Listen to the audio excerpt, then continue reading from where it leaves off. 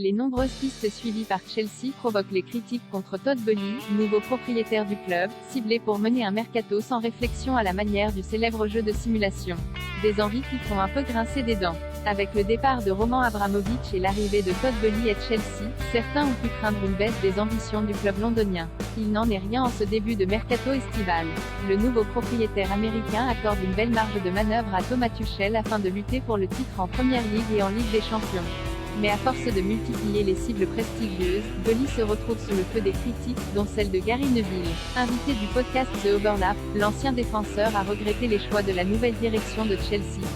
L'Américain Todd Boehly, on dirait qu'il veut jouer à Football Manager, a lâché le consultant anglais dans de propos repris par le Daily Mail. Il erre un peu et au club il semble maintenant un peu paniqué, plus grand que toute l'actualité du mercato en direct. Boehly se sent comme obligé de faire un tout troisième de Première Ligue la saison passée. Chelsea a perdu Antonio Rudiger et Andreas Christensen pendant l'intersaison. Avec ses deux centraux partis au Real Madrid et à Barcelone, Thomas Tuchel s'est mis en quête de renfort défensif. Après avoir déjà recruté Kalidou Koulibaly pour près de 40 millions d'euros, les Londoniens se sont pris un stop pour Jules Koundé avant d'offrir 75 millions à Leicester pour Wesley Fofana. En attendant la conclusion du dossier avec les Foxes, les Blues avancent sur d'autres dossiers, là encore avec une impression d'errance si l'on se fie à Gary Neville.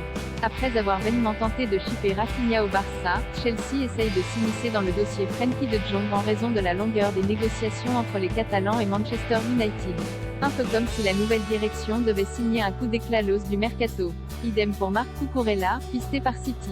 On se demande s'il vient chercher Frenkie de Jong parce qu'il a l'impression de devoir faire quelque chose, a encore estimé Gary Neville. Elle n'aurait pas eu cette pression s'il avait gardé les gens qui étaient là et s'il les avait laissés gérer pendant 2 ans. On entend trop le nom de Boehly malgré près de 100 millions d'euros investis cet été pour 3 joueurs, Sterling, Koulibaly et Slonina. Chelsea ne semble pas en avoir fini. Malgré les doutes de Gary Neville à son sujet, Todd Boehly veut garder le contrôle et imposer sa patte sur son club. Et voilà probablement ce qui, au fond, dérange l'ex-défenseur de Manchester United. Soyons clairs, premièrement ils réagissent à ce qui est disponible et à ce que font les autres clubs, a finalement lancé Gary Neville. Deuxièmement on entend trop le nom de Todd Boehly, il prend une place trop importante. Regardez ce qu'ils font à Manchester City, c'est Txiki Begiristain le directeur sportif.